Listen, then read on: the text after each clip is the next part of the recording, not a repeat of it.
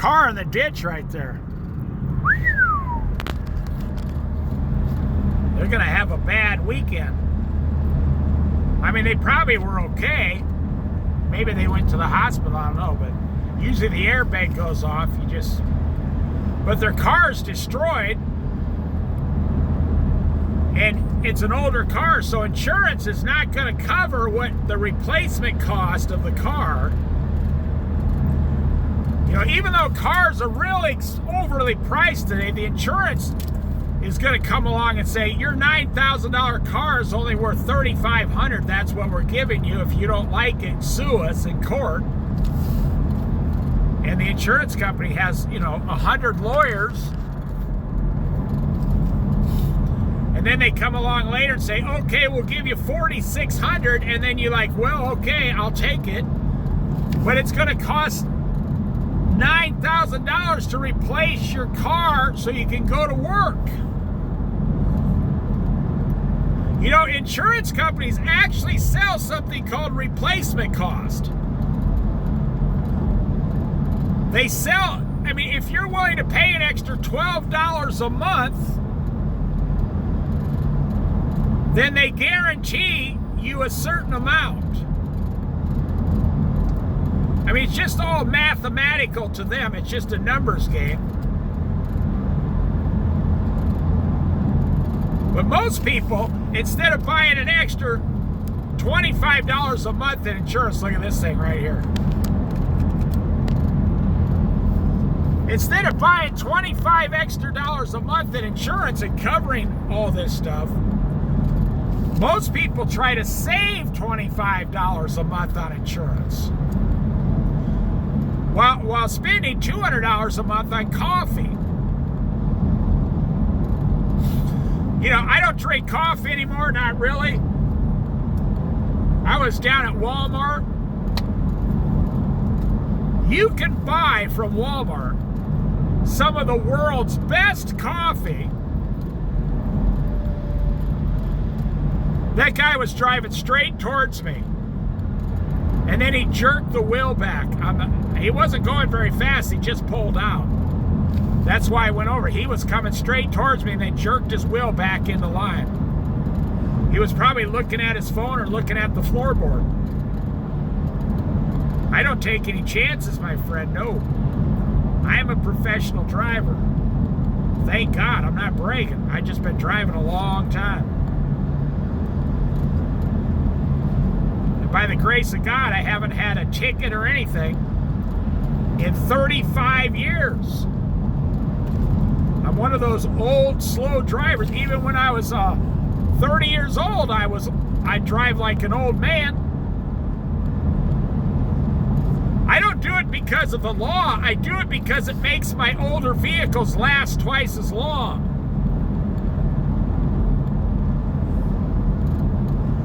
Guys will tell you because they don't know what they're talking about. They'll say, you got to take your automobile out in the interstate and get it going up to 80 miles an hour once in a while to burn all the, the stuff out of the chimney there, and that's a bunch of hogwash. If you know anything about the 350 combustion engine, that's not true. Let me teach you something as an old guy. Now, I learned this on the farm, like with the tractors, the old vehicles, the trucks. The lawnmowers were the same way. Anything that's a combustion engine is this way. The riding lawnmower, the chainsaw, even the engine on the log splitter. Every gas combusted engine, gas-powered engine, settles into itself. You won't read this anymore. It's just old guy wisdom. The engine settles into itself because it's made out of metal. Like the old lady who owns a car, who drives that car 3 days a week. I live next to these old ladies. Their car lasts 27 years. They never drive the car over 38 miles an hour for 27 years, going to the store and going to the church on Sunday, and that's it, and go home.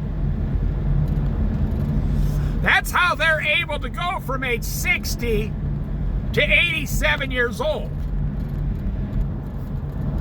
with only one car. Look at these people on the bike.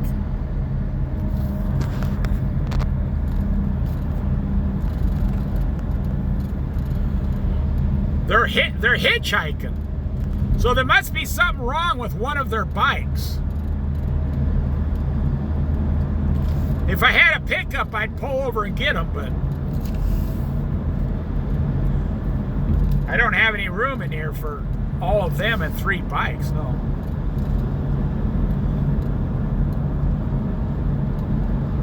There must have been something wrong with like a frame problem or something. They look like one of those families, a transcontinental family going from like Alaska down to South America or something. That's what they look like. A lot of people do that around here. So anyways, to finish teaching this, the engine settles into itself. I've had cars that would drive another 100,000 miles at 50 miles an hour or less. If you went over, now this was back when the speed limit was only 55. Like a 1972 Ford or something.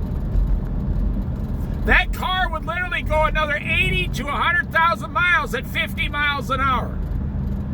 If you started driving that car at 54 miles an hour, it wouldn't make it another 5,000 miles.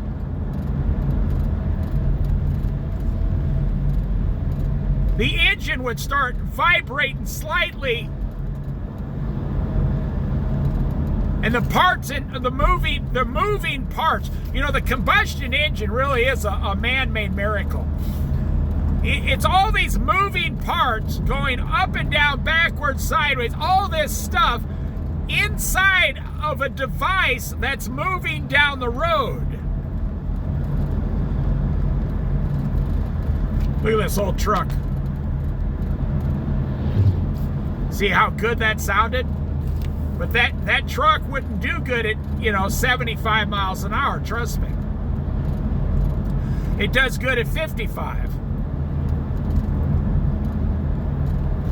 Every engine settles into itself. I've had old vans or even lawnmowers. You have to listen, you have to know what your engine is. It's literally like old people jogging. They're not young. They can't jog fast, but now, they're 55, 65 years old. They still like to jog once in a while. They can only go so fast. If they stay at that pace, they could go another 20 years jogging. That's the same with your internal combustion moving parts engine.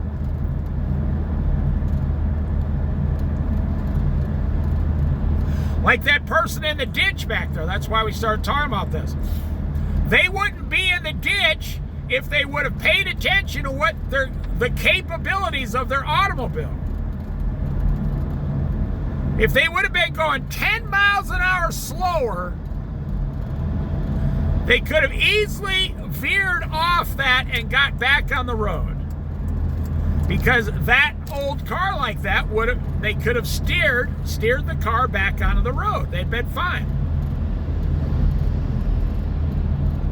There goes another old Ford with an old camper. That's another thing, like, you put a camper on it. That camper is probably set in there. It's the perfect camper. It's permanently set in there. So if the guy gets rid of that camper, and the transmission and the engine is used to pulling that light camper around, and it's all good. It'll last another 25 years if you take care of it.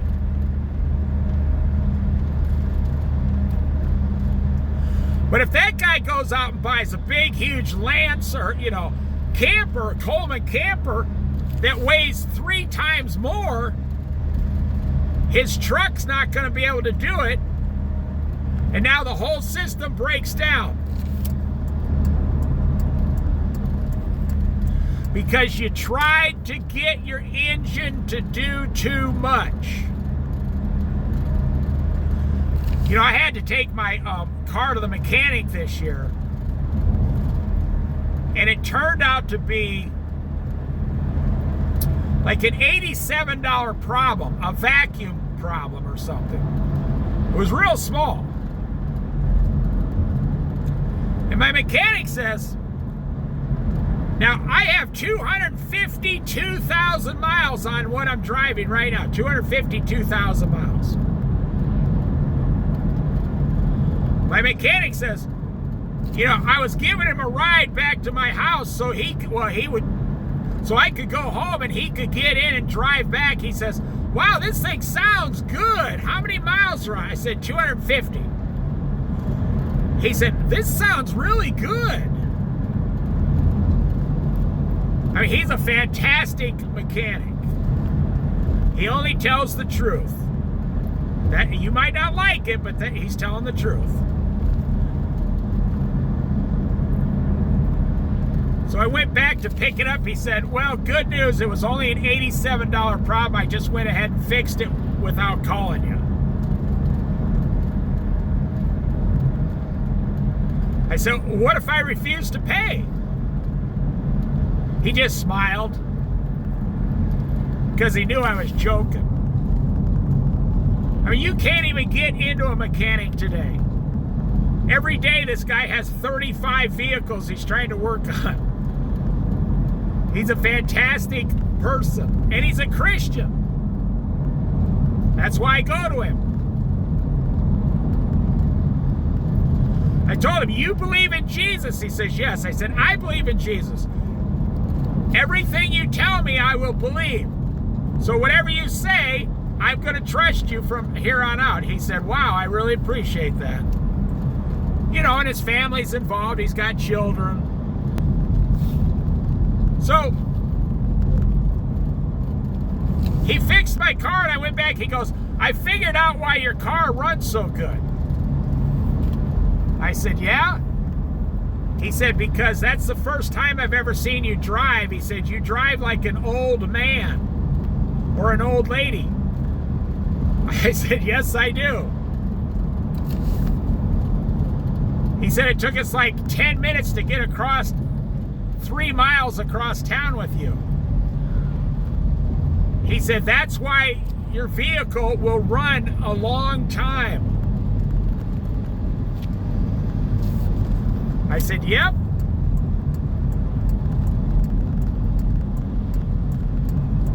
He says, you know, where'd you learn to do that? I said, on the farm in Iowa. I've been doing that my whole life. That's how you make things last longer. You don't beat the living crap out of them.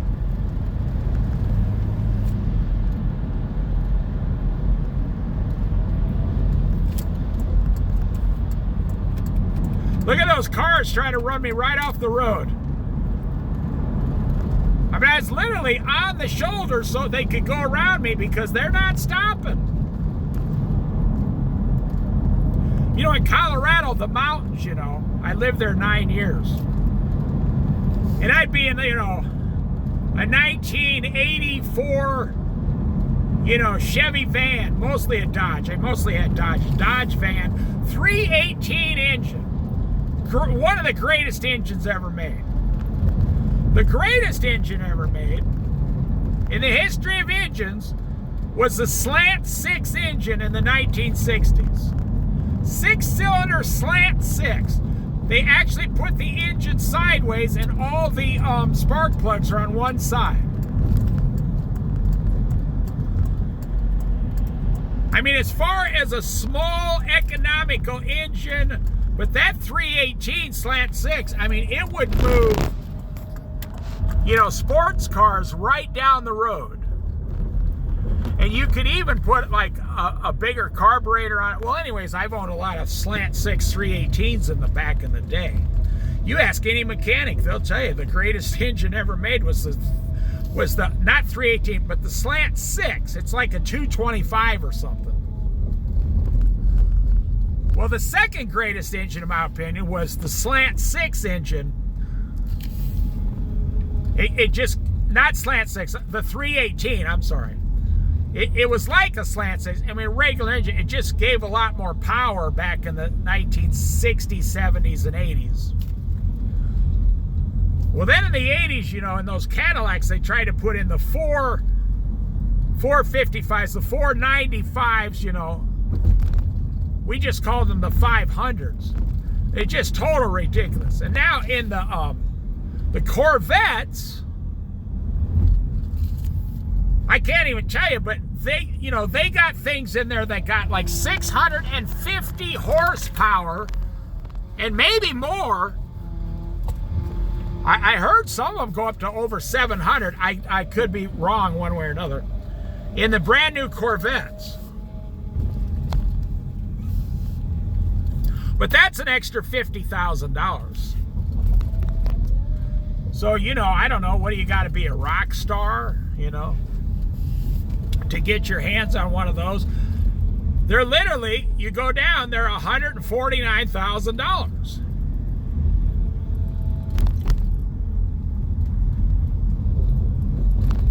Like, I don't want $149,000 sitting in my garage at night, just looking pretty, doing nothing. Even if I was had $100 million back, I wouldn't want that. I just think it's a waste of money. I can't do it personally because I lived around poor people half my life, so I can't physically or mentally wrap my mind around it.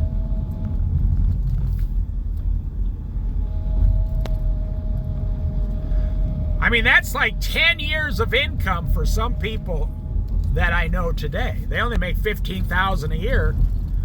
Well, actually, I know people on disability, and I know people on Social Security at $900 a month. So that's only $10,800 a year. Look at this.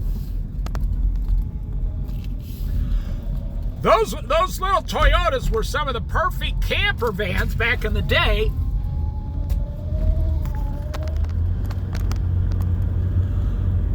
But they were too expensive. Not everybody could afford one.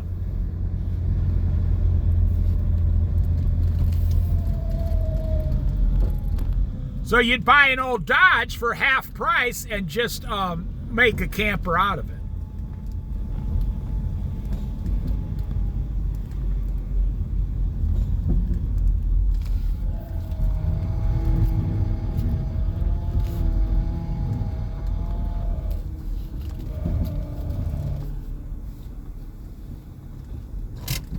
There's the sand dunes in Winchester Bay, Oregon. So I'll just finish up here. If you can get into the groove of your engine, but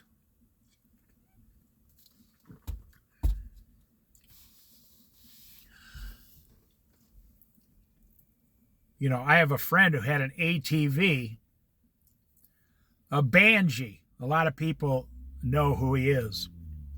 He has a YouTube channel. And he, you know, I think it was late last year, he just redid the whole engine because he blew it up. Because he has a lead foot. When he gets on that Banshee, he likes to open it up and tear down the road. So about every 5 years, he's got to redo his engine because he likes to tear it up when he's out there. That's part of the thrill of owning one of those. And he's the kind of guy, he enjoys working on the engine, so I'm not one of those guys, but he's the kind of guy, if the engine blows up, that's probably a bonus to him because now he gets to work on it. I can't wrap my mind around that kind of thinking.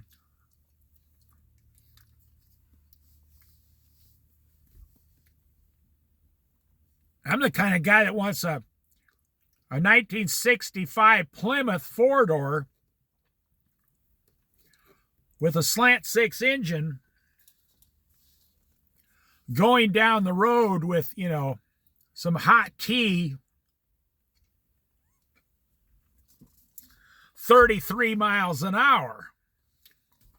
But if you can get into the groove, well, let me give you one more example. And man, I didn't. I wish. There was this little old lady that I used to talk to at the library. 15 years ago. And she was a churchless. She'd go in there on Sundays after church.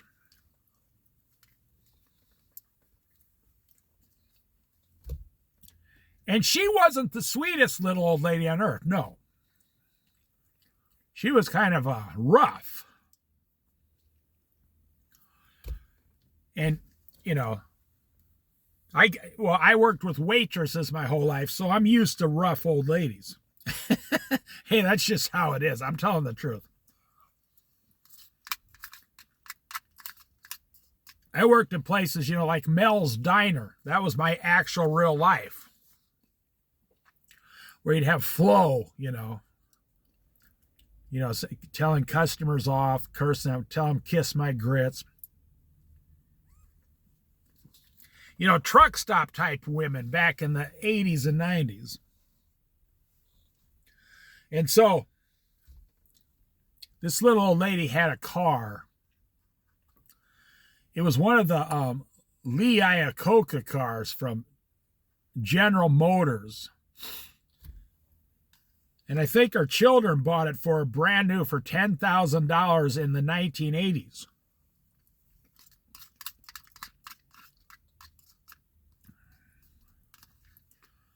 So she passed away in like 2010, 2012 or something. That car looked like it just came off the showroom. She only drove it 3 days a week. It only had like 45,000 miles on it.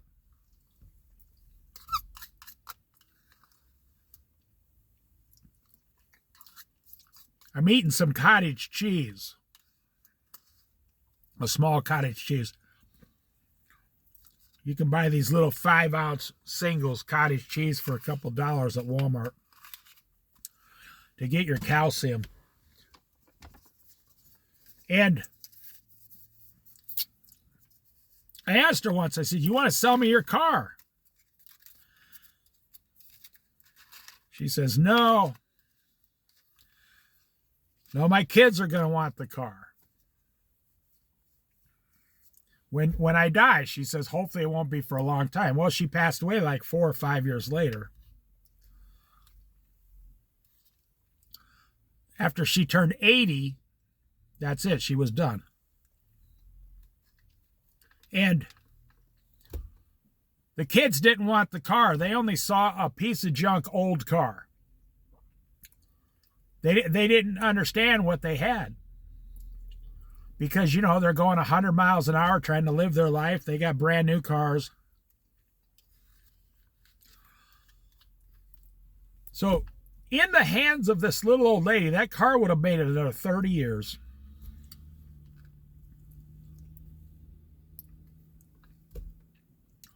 So they sold the car to some young kid, and he blew it up in 6 months.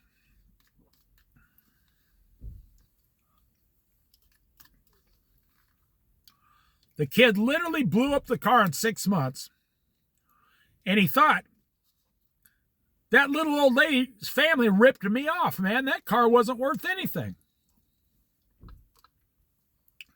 He only paid like $1,000 or $800 for the car, something like that.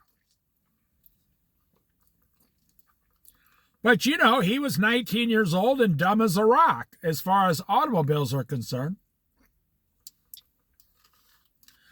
And he's going to turn 50 years old one day and say, dang, I wish I had that old GM car from Lee Iacocca. That thing was in mint condition.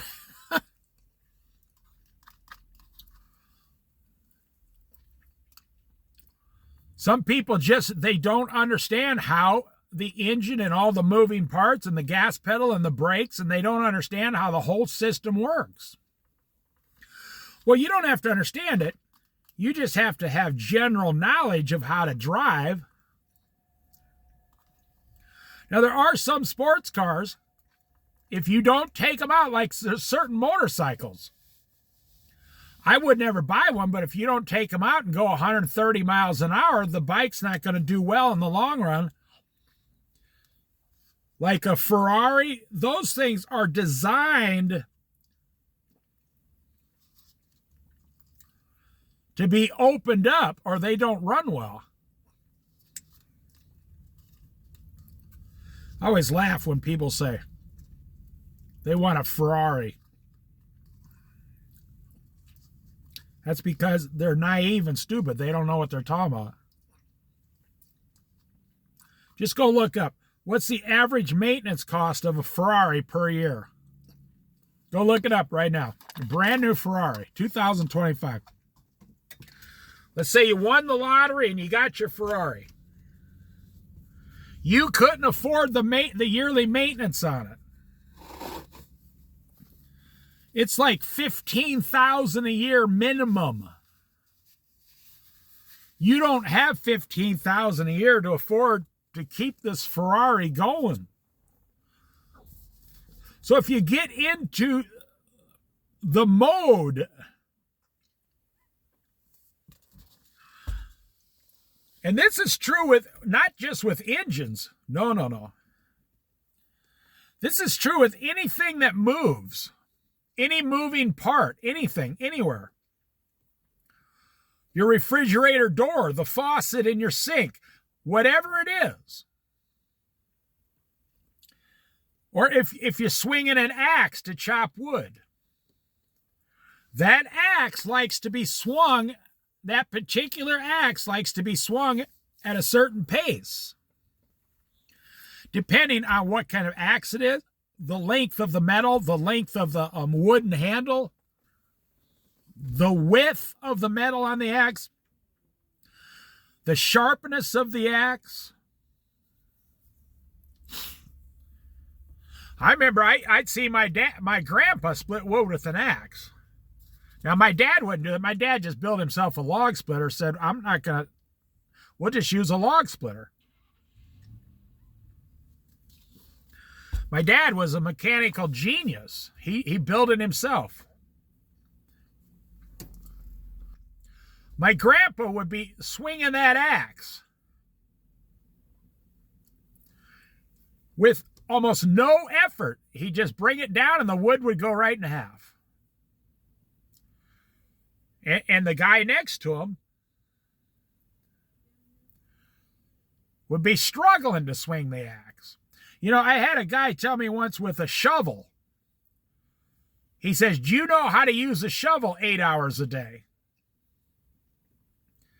I said, no, I don't. He goes, no, you do know. I said, no, I don't want to use the shovel 8 hours a day, so I'm going to tell you I don't know how. I didn't apply here to push a shovel 8 hours a day. I'll do something else a little bit, I'm not going to break my back shoveling a hole 8 hours a day. He says, oh, I see you've done this before. Well, the same thing's with a shovel. Like you get out there, you get those Mexican guys. I'm not being racist. A white guy doesn't know how to use a shovel. A Mexican knows how to use a shovel. I've been there. Personally, I've watched young white guys try to use a shovel. They can't go 45 minutes without practically breaking down. And I've seen Mexican guys spend 10 hours and the shovel never stops moving. Because they're in a mode, a pace, a certain,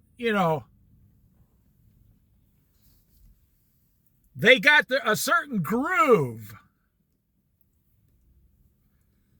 Well, that's the same. Every single moving part has a groove. And you can take that even further in your life. Your eating has a groove. If you try to eat more than your digestive system is used to, you're going to suffer. If you try to eat the wrong foods, you're going to suffer. There's some guys who can have 3 pieces of pizza and they're just fine. If they have 4, they might have to go to the hospital. There's some guys who can eat 9 pieces of pizza and no problem. Of course, they won't be able to do that when they get older. There's some old guys, they can have 1 donut. Matter of fact, I knew a guy. I used to work at Dunkin' Donuts one summer for 3 or 4 months. This is a long time ago before Ben Affleck started talking about Dunkin' Donuts. And there was this one 90-year-old guy. Now, I was only like 35 years old. This 90-year-old guy. He would walk 3 miles. The Dunkin' Donuts was 1.5 miles from his house. And he would walk down there and get a plain, low-sugar donut and a small black coffee. Now, remember, he's 90 years old. So don't be, harassing the guy. Say, he's 90. He lived a great life. And he'd come walking down the street at a pretty good pace for 90 years old. And he'd walk in, and we'd hand him his small coffee and his plain donut, low sugar plain donut. And he would sit there for 20 minutes and dip the donut into the coffee like the old guys do. And he'd eat the donut, finish the small coffee, wipe his mouth off, wipe his hands. He'd go up to the counter, get the towel, and then come back and wipe his own table off. And then he would use the restroom and walk 1.5 miles back home. And that was how he started his day every single day at 6 a.m. in the morning.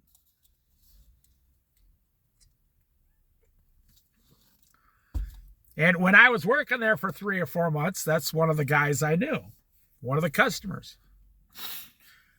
It's fascinating, the things I've seen in this world. That guy had a pace. He had a certain pace.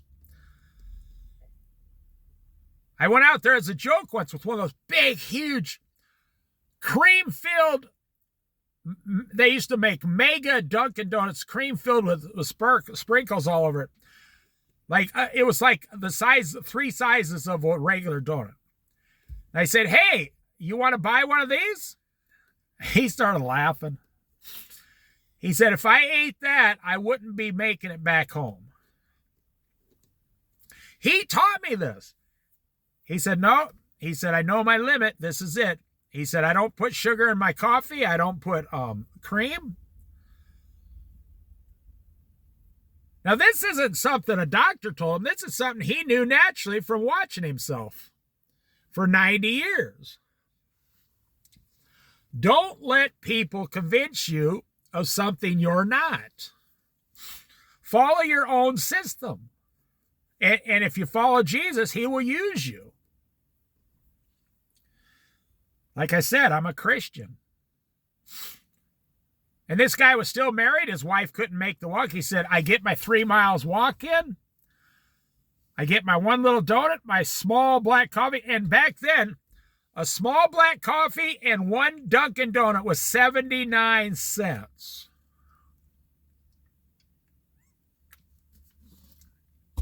You could get any donut you wanted, but he just wanted the plain. And if someone came in and said all of a sudden, I want to buy all the plains, we would take 1 and put it to the side and say, well, we got to save one for this other guy that's coming in here. And we tell him he's 90 years old, and they say, oh, okay, no problem.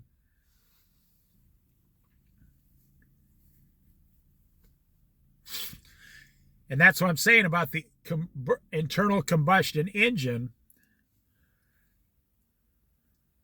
You know, I'll tell you how the world's changing. An Oriental lady just pulled up next to me in a van. And she is over 70 years old, and she is I make a lot of videos about this kind of subject. She's living in this van full time. At 70 years old. That's her retirement. I mean, it's an okay van. It's like a 2015 mom van. And she's got her entire life in this van. I'm not going to show you who she is or nothing. No, that would be rude. I'm telling you, there's 70 million baby boomers. 35 million of them have no money outside of Social Security. Some of them don't have Social Security because they never worked. You know, they were married. They have no savings. At least 3 million of those, just 10%, are going to be homeless living in vehicles in the next 8 years. I keep talking about it, but nobody listens. And I'm looking, she's one of them. She's living in this van on Social Security.